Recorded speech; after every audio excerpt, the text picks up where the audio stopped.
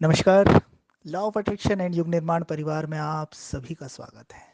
आपका मन जिन पर आश्रित होता है, उनके गुणों को, उनके स्वभावों को, उनके दोषों को अपनी ओर आकर्षित करता है।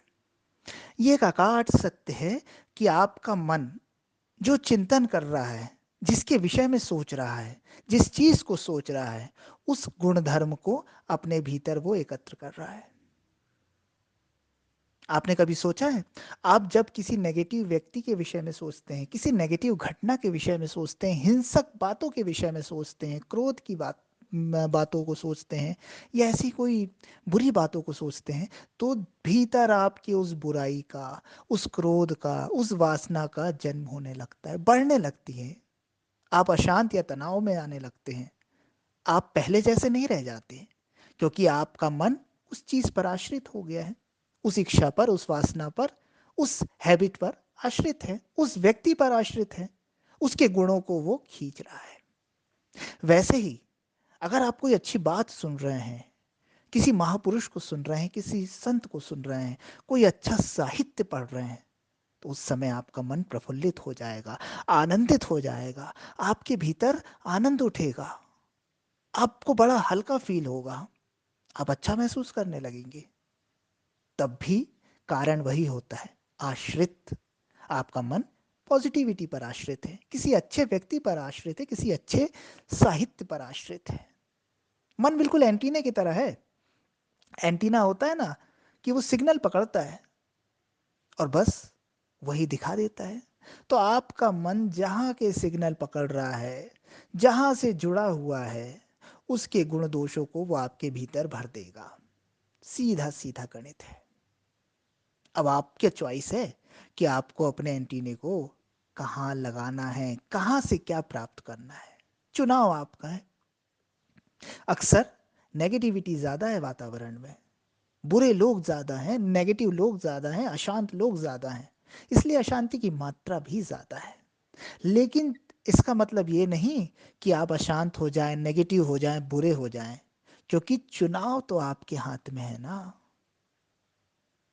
100 बुरे लोगों में से 10 अच्छे लोग आप चुन सकते हैं। 100 बुराइयों में से 10 अच्छाइयां आप सुन सकते हैं। आप उनके आश्रित हो सकते हैं।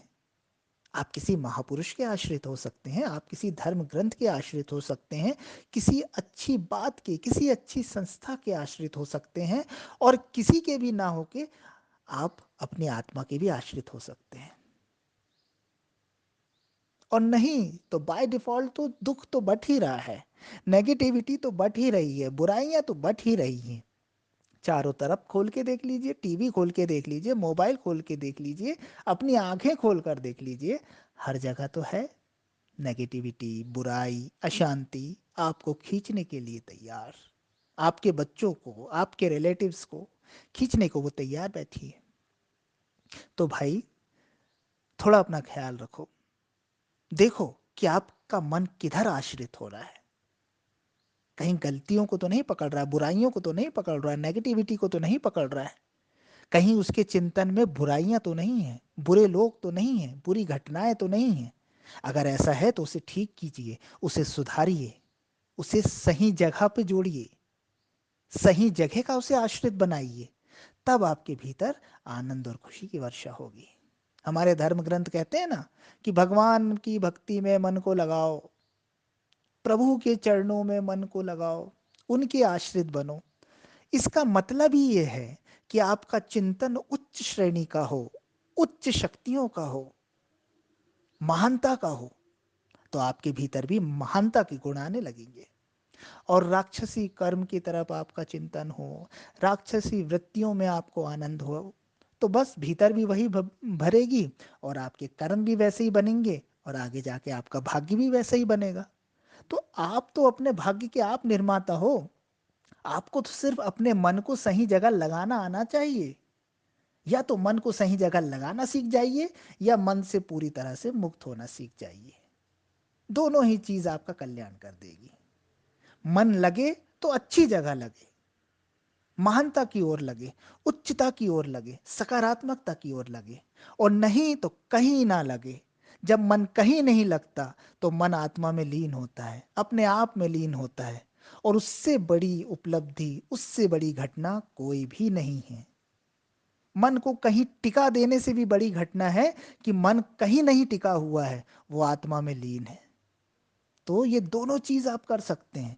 जिसमें सुविधा हो उस मार्ग पर चलें, पर मन को बुराइयों से बचाएं, अशुद्धियों से बचाएं। क्योंकि जैसा आप सोचेंगे वैसी ही चीजों को आप अपने तरफ अट्रैक्ट करेंगे, आप वैसे ही बन जाएंगे। यही आकर्षण का सिद्धांत है और यही जीवन का भी सिद्धांत है। तो थोड़ा विश्लेषण करें और अपने जीवन को सुधारें, अपने मन को सुधारें।